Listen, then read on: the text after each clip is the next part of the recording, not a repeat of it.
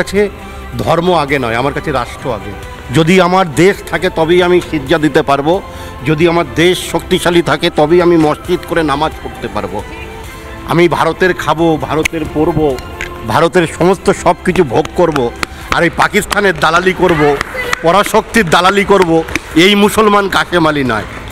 আমি বীর সৈনিকদের শ্রদ্ধা করি আর এই নারী শক্তিকে সম্মান করি, যে দেশের ক্ষেত্রে প্রধানমন্ত্রী 56 ইঞ্চি ছাতি নিয়ে দুজন নারী শক্তিকে সামনে দিয়ে পাকিস্তানকে বুঝিয়ে দিয়েছে তোমরা আমার মায়েদের সিঁদুর কেড়ে নিতে পারো। আমাদের কাছে সফিয়া আছে, আমাদের কাছে কর্নেল ভূমিকা আছে, আমরা তোমাদের উপযুক্ত জবাব দিতে পারি।